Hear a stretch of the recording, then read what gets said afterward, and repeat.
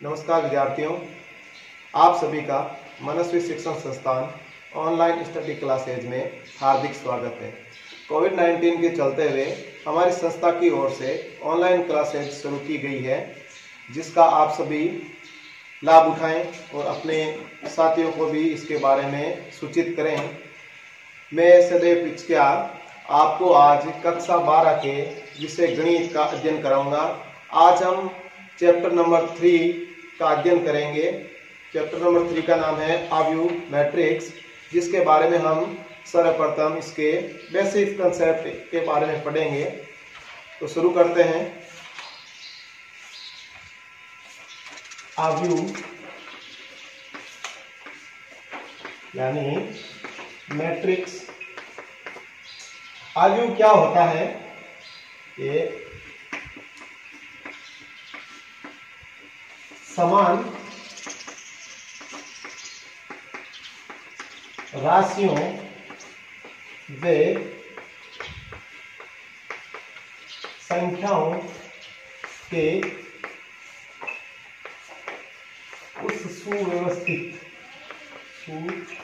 क्रम को अवयव कहा जाता है, जिसमें पंक्तियों व स्तंभों को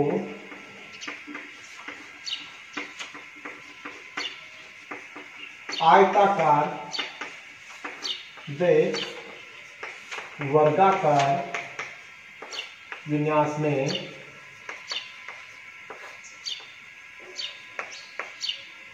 लिखा जाता है।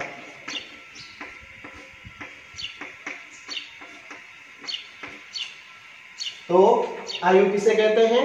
कि समान राशियों व संख्याओं के उस सुव्यवस्थित क्रम को अवयव कहा जाता है, जिसमें पंक्तियों व स्तंभों को आयताकार व वर्गाकार विन्यास में लिखा जाता है। अब संख्याएं आपके वास्तविक भी हो सकती है और काल्पनिक भी हो सकती है। अवयव को सामान्यतः हम बड़े अक्षर यानी अंग्रेजी वर्णमाला का जो बड़ा अक्षर होता है उससे दर्शाते हैं। ए बराबर है AIJ M इंटू N, यानी A बराबर A11 A12 A13 A21 A22 A23 A31 A32 A33। यहां देखिए कि अवयव को एक तो अंग्रेजी वर्णमाला के बड़े अक्षर से लिखते हैं और इसको एक कोष्ठक में लिखा जाता है। सामान्यतः आप इस कोष्ठक में लिखा जाता है। वैसे आप इस कोष्ठक में भी इसको लिख सकते हो, इस टाइप से भी कुछ लिख सकते हो, लेकिन सामान्यतः यही कोष्ठक काम में लिया जाता है। और इसमें जो m इंटू n है, m इंटू n, इसे हम अवयव का क्रम कहते हैं। अवयव का क्रम, या हम बोल सकते हैं कोटि, अवयव की कोटि। और m को यहाँ पे हम बोलेंगे पंक्ति, यानी पंक्तियों की संख्या, और n होता है यहाँ पे स्तंभों की संख्या। और i यहाँ पे i भी पंक्ति बोलते हैं, इसे i भी पंक्ति, और j वे स्तंभ। याद देखिए जैसे कि A11 है, यानी पहली पंक्ति है, पहला स्तंभ है, यानी ये कौन सा अवयव है? पहली पंक्ति और पहले स्तंभ का पहला अवयव। A12 यानी पहली पंक्ति और दूसरे स्तंभ का अवयव। जो क्षैतिज होता है, क्षैतिज में अवयव होते हैं, उनको तो हम पंक्ति, यानी ये होती है आपकी पंक्ति। और जो ऊर्ध्वाधर होते हैं ये आपके कहलाते हैं स्तंभ। तो यहाँ पे देखिए जैसे m इंटू n क्या होता है? क्रम। तो ये किस क्रम का है? इसमें देखो एक पंक्ति, दो पंक्ति, तीन पंक्ति और स्तंभ 1, 2 और 3, यानी ये आपका 3x3 के क्रम का अवयव हो गया। एक बार वापस देख लीजिए कि अवयव को हम संकेत में बड़े अक्षर से दर्शाते हैं अंग्रेजी वर्णमाला के, और इसको कोष्ठक में लिखा जाता है, और m इंटू n आपका क्या कहलाता है? अवयव का क्रम या कोटि। और m को हम पंक्ति की संख्या होती है और n होता है आपके स्तंभों की संख्या होती है।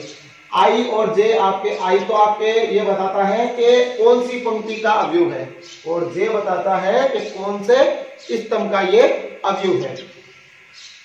कुछ क्वेश्चन में आपको अवयवों की संख्या भी पूछी जाती है कि अवयव में अवयवों की संख्या ज्ञात कीजिए। तो जो ये क्रम होता है m इंटू n, यानी जैसे दो पंक्ति है और 3 स्तंभ है, तो अवयवों की संख्या कितनी हो गई? 6, यानी हम इनको आपस में गुणा करने पर हमें अवयवों की संख्या प्राप्त हो जाएगी। और अवयव जो होता है ये एक प्रकार की व्यवस्था होती है, अर्थात इसका कोई भी संख्यात्मक मान नहीं होता है।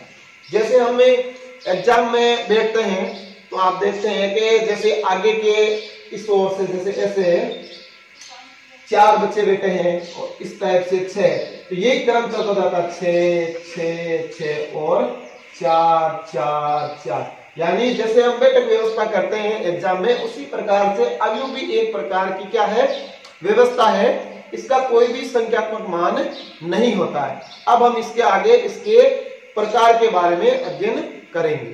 तो अब हम इसके देखते हैं प्रकार, अवयव के प्रकार, अवयव के प्रकार। सबसे पहले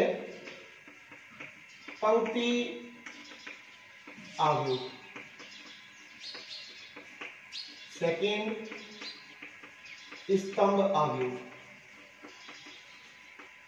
थर्ड शून्य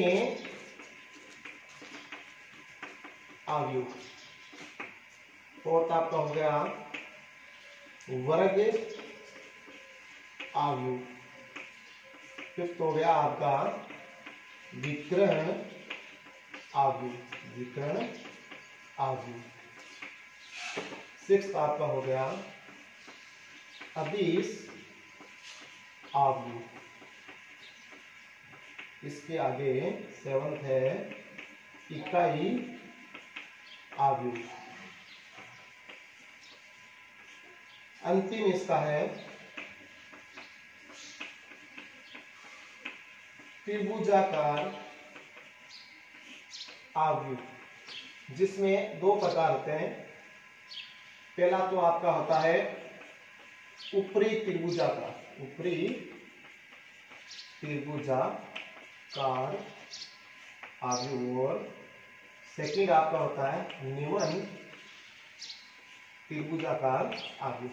यानी 8 प्रकार होते हैं अवयव के सामान्यतः: पंक्ति अवयव, स्तंभ अवयव, शून्य अवयव, वर्ग, विकर्ण, अदिश, इकाई और त्रिभुजाकार अवयव में 2 प्रकार होते हैं, ऊपरी और निम्न।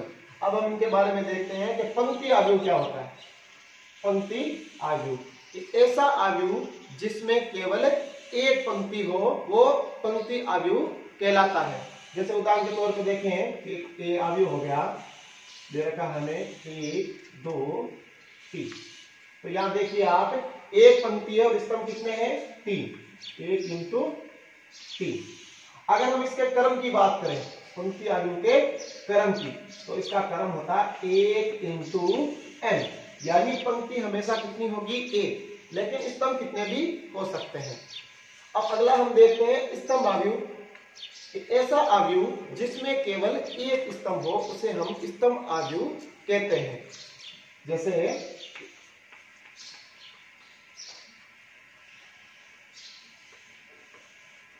तो इसका क्रम कितना है? पंक्तियां तो 1 2 3 है, लेकिन स्तंभ कितना है? 1। इसी प्रकार से इसका क्रम कितना होगा? इसका क्रम होगा m इंटू 1, यानी इसमें हमेशा एक स्तंभ होता है, लेकिन पंक्तियां कितनी भी हो सकती है। इसी प्रकार से आगे बढ़े तो शून्य अवयव, इस प्रकार का अवयव जिसमें सभी अवयव शून्य हो उसे हम शून्य अवयव कहते हैं। इसे समझते हैं हम किससे व्यक्त करते हैं, अंग्रेजी वर्णमाला के बड़े ओ से, यानी इसमें सभी अवयव क्या होंगे, शून्य होंगे, या ऐसे देख सकते हैं 0 0 0 0 0, यानी प्रत्येक अवयव जब शून्य होता है तो वह शून्य अवयव कहलाता है, और इसे समझते हैं हम अंग्रेजी वर्णमाला के ओ से, बड़े ओ से व्यक्त करते हैं। आगे बढ़ते हैं, वर्ग अवयव। वर्ग के नाम से भी पता चलता है, वर्ग में क्या होता है कि सभी भुजाएं समान होती है और इसका प्रत्येक कोण भी समान होता है। इसी प्रकार इस अवयव में भी यही होगा कि ऐसा अवयव जिसमें स्तंभों व पंक्तियों की संख्या समान होती है उसे हम क्या बोलते हैं, वर्ग अवयव। यानी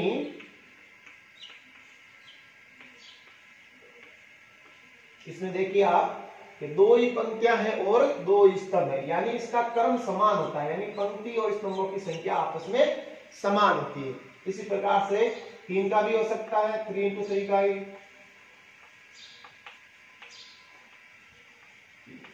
ये कितना हो गया आपके 3 into 3 का, यानी ऐसा अवयव जिसमें पंक्तियों और स्तंभों की संख्या समान होती है वे वर्ग अवयव कहलाता है।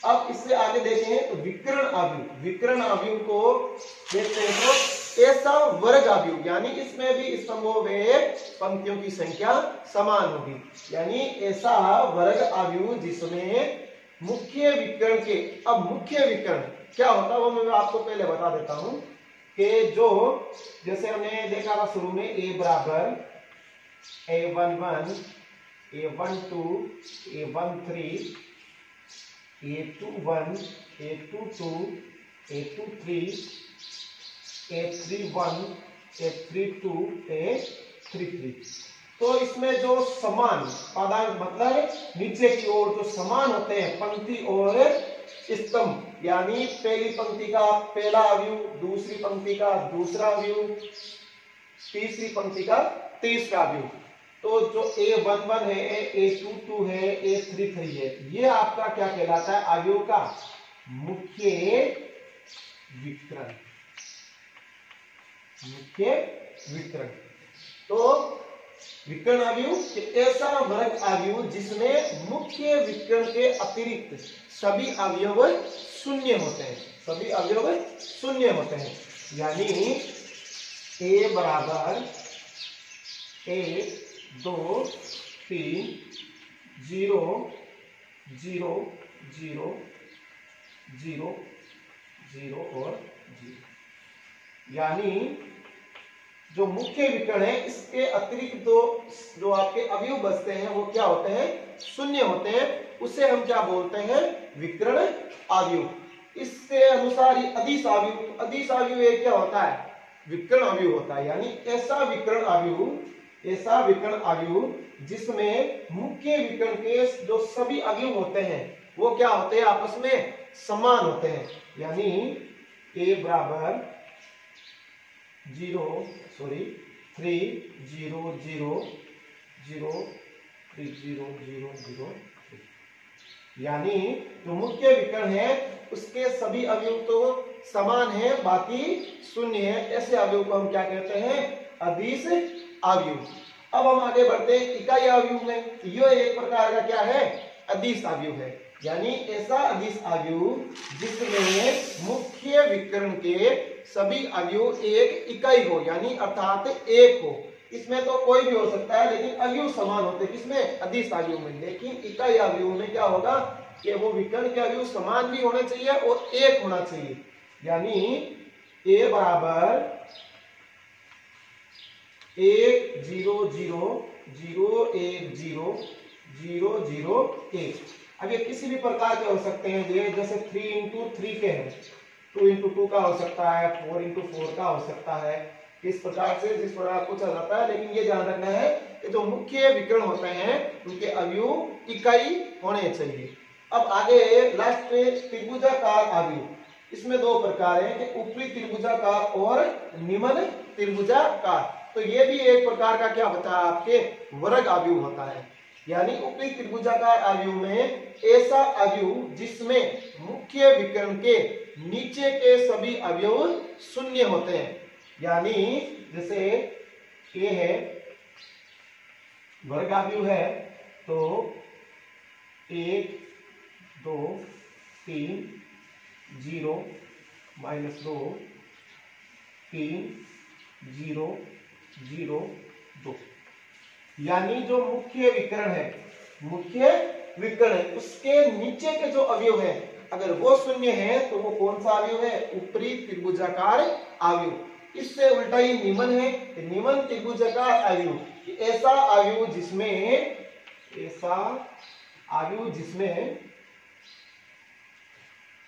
1 2 1 2 3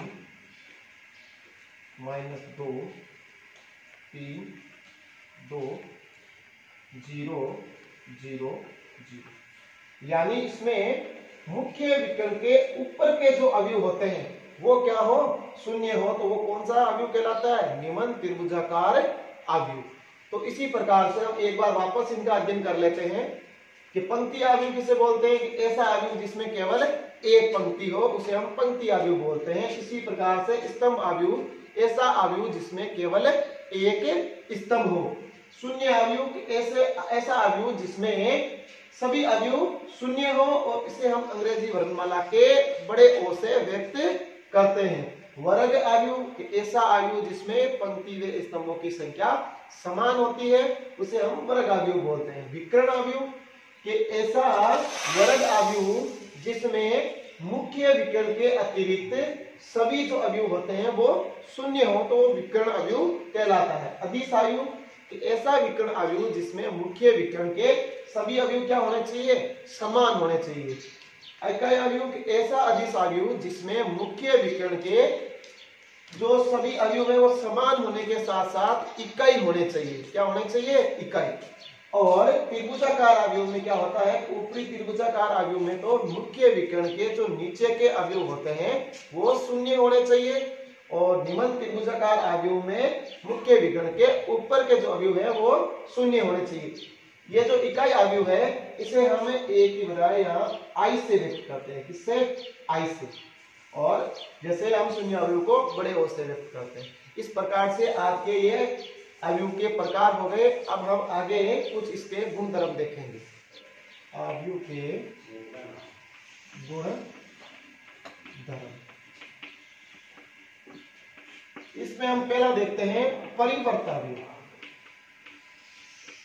परिवर्त अवयव, परिवर्त मतलब उल्टा, यानी ऐसा अवयव जिसमें पंक्तियों को तो स्तंभ में और स्तंभ को पंक्तियों में बदल दिया जाता है। ऐसे अवयव को हम क्या बोलते हैं?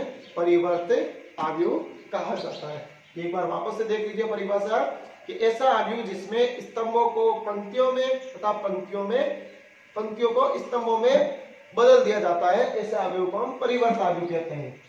यानी जैसे हम एक उदाहरण ले लेते हैं,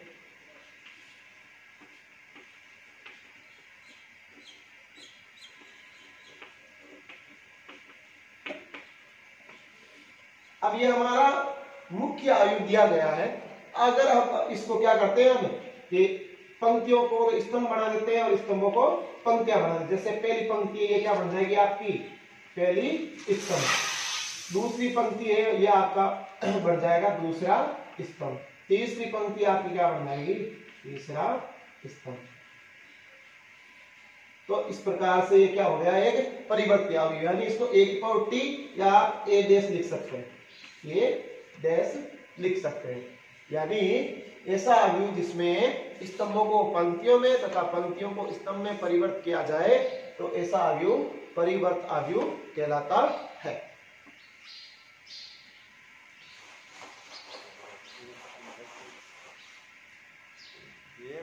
इससे आगे हम देखते हैं सेकेंड,